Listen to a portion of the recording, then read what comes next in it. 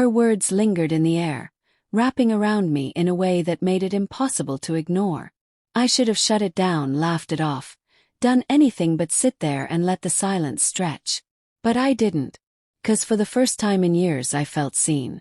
Not as a husband, not as someone going through the motions of an expected life, but as a man who had been starving for something he couldn't name. She didn't move right away. Neither did I. We were locked in this moment, a dangerous, fragile thing that could shatter with the wrong move. My mind screamed at me to stand up, to walk away, to remind myself that this was my sister sitting in front of me. But my body betrayed me. It wasn't about logic anymore. It was about feeling, about the way her gaze held something unspoken, something neither of us had dared acknowledge until now. Her fingers traced the back of my hand, slow, deliberate. My breath hitched, my pulse hammering against my ribs. I searched for hesitation in her eyes, but there was none. If anything, there was certainty. And I hated how much I wanted to see it. "This is wrong," I murmured, though I didn't pull away. "Then stop me." I didn't. The first touch was hesitant, as if testing the limits of what we were about to do. A brush of fingers, a slow lean forward, the warmth of breath against skin. My thoughts fragmented, breaking apart under the weight of something undeniable. My entire life I had done what was expected of me. Been the good son, the loyal husband, the man who never stepped out of line. But this moment, this feeling, it consumed everything else. Our lips met, and the world tilted. It wasn't desperate or rushed. It was slow, deliberate, as if we were both waiting to see if the universe would stop us. Didn't. Instead, the room grew smaller, the air heavier. A shiver ran down my spine as her hand slid to the back of my neck, pulling me deeper into something neither of us had words for. Guilt clawed at the edges of my mind, whispering that this could ruin everything. That once this line was crossed, there was no going back. But it wasn't enough to stop me. I had spent too long feeling invisible, too long convincing myself that this emptiness was normal. Her body pressed against mine, heat radiating through the thin fabric between us. Every logical thought dissolved, replaced by pure sensation. The way her fingers tangled in my hair, the way my hands gripped her waist, the way my entire world narrowed down to the taste of her lips and the sound of our uneven breaths. Somewhere in the back of my mind, I knew we should stop. That this was reckless, selfish, unforgivable. But the thought of pulling away felt unbearable. Because in this moment, I wasn't just a husband trapped in a routine, wasn't just a man watching his marriage wither. I was alive. Her nails raked against my skin, leaving a trail of fire in their wake. My breath came faster, my heart beat a wild, erratic thing. There was no hesitation anymore, no second-guessing. Only the inevitability of what was happening, of what had already happened the moment I chose not to stop her. The sound of a phone buzzing shattered the moment. We froze, the spell breaking just enough for reality to creep back in. My phone, screen glowing, my wife's name staring back at me. Everything came rushing in at once. The weight of what I had just done. The irreversible shift in my world. The fact that there was no undoing this, no pretending it hadn't happened. I let out a shaky breath, staring at the screen. My wife's text was short, casual. "Hope you're asleep. I'll be home late." For a split second, I wondered if she had any idea. If she could somehow sense that I wasn't the man she had kissed goodbye this morning. If she knew that the person lying next to her every night had just crossed a line that could never be erased. I turned the phone over, screen down. When I looked back at my sister, there was no regret in her eyes. No hesitation. Only a silent question. I didn't answer. I didn't need to. Because I already knew this wasn't the last time. The days that followed were a blur of conflicting emotions. I told myself it was a mistake, that it had been the alcohol, the loneliness, the weight of everything pressing down on me. But deep down I knew the truth. It wasn't an accident. It wasn't something I regretted. It was something I craved. I told myself I would stop. That it couldn't happen again. That it had to stay buried in that single night. But the problem with crossing a line is that once it's blurred, it no longer feels like a boundary. Feels like an invitation. She didn't act differently. There were no awkward glances, no unspoken apologies. If anything, she carried on as if nothing had happened. But I saw it. In the way her fingers would brush mine when no one was looking. In the way she held my gaze a second too long. In the way my pulse quickened every time she entered the room. It didn't take long before it happened again.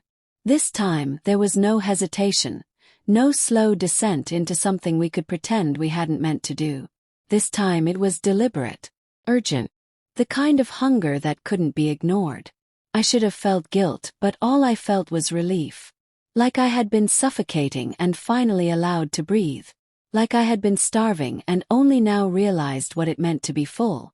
The secrecy only added to the rush. The way we had to steal moments, careful and reckless all at once. The way the risk made it impossible to stop. The way I found myself making excuses to see her, finding reasons to be alone together. Every time I touched my wife, I felt like I was lying. Every time she kissed me, I wondered if she could taste the betrayal on my lips. But she never suspected a thing. She was too distracted, too caught up in her own world.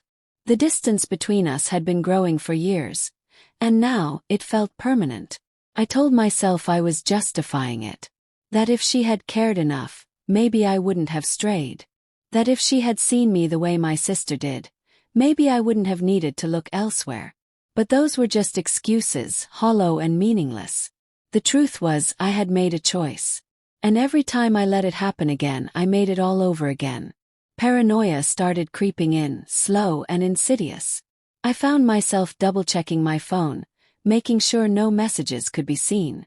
I paid more attention to my wife's expressions, watching for any sign that she knew. I listened too closely when she spoke, analyzing every word for hidden meaning. But there was nothing. No accusations, no suspicions.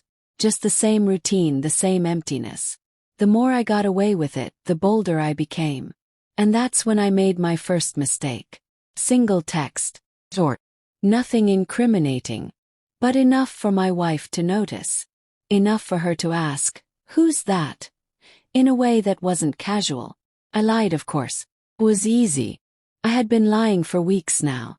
But the seed had been planted. And once suspicion takes root, it never really dies.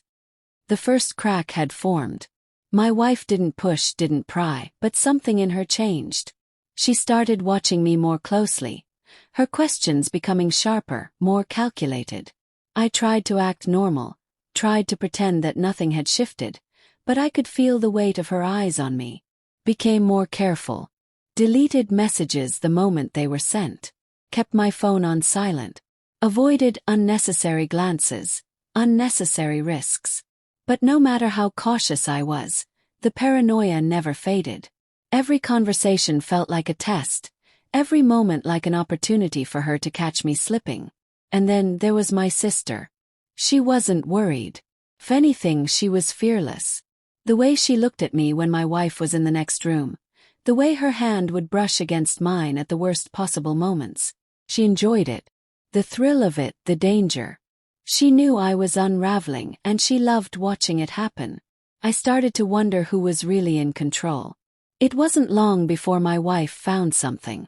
Not a message, not a misplaced excuse, something worse. A shift in my scent, a trace of perfume that wasn't hers. She didn't accuse me outright, but I saw the moment realization settled in. She started staying up later, watching me as if waiting for me to slip.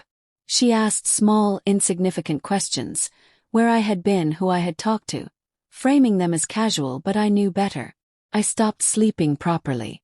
Every movement, every text, every glance felt like it carried a weight I couldn't bear. My mind was constantly racing, trying to predict her next move. Then the moment came. A simple sentence, spoken over dinner, her voice steady but sharp. "I know." My stomach dropped, but I forced myself to play dumb. "Know what?" She smiled, but there was no warmth in it. "That you're lying to me." It wasn't an accusation. It was a statement. I opened my mouth, ready to deny, to deflect, to do anything to regain control. But she didn't give me the chance. I checked your phone bill. The ground beneath me vanished. She had seen the late-night calls, the repeated messages, the pattern I had been so careful to hide. I thought about denying it, about spinning another lie, but something in her eyes stopped me.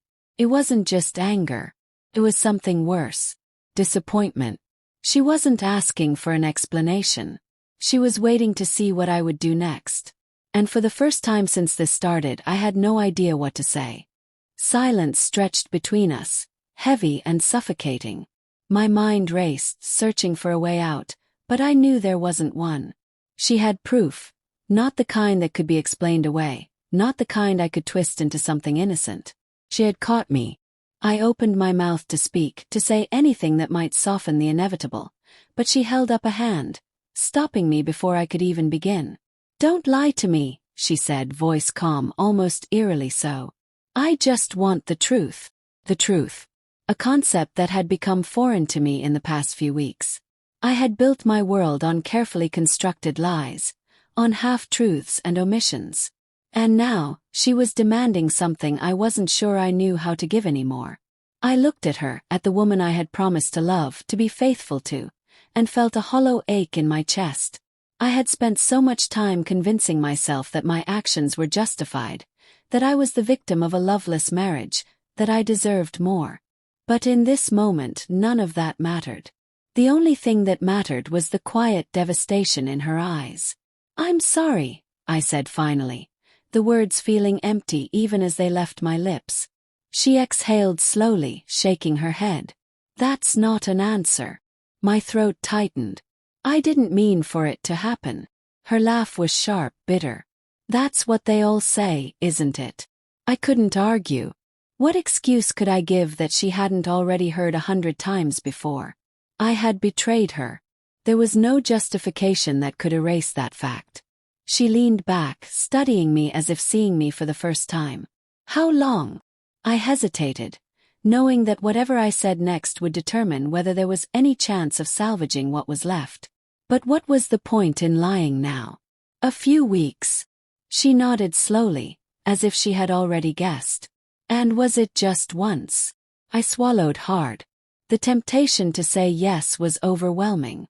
A single mistake could be forgiven, could be explained away as weakness. But a pattern, a deliberate choice made over and over again, that was something else entirely. "No," I admitted. Her face remained unreadable, but I saw the way her fingers curled into fists, the way she inhaled sharply as if steadying herself. For a long moment she said nothing. Then finally she whispered, "Was it worth it?" Had no answer.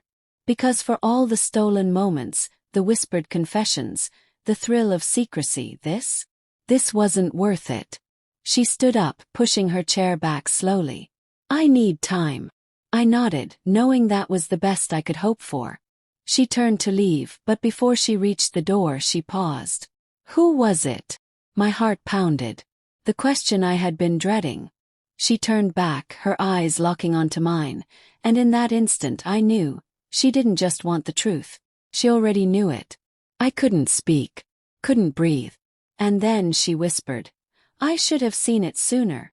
The door closed behind her, and I was left alone with the ruins of everything I had destroyed.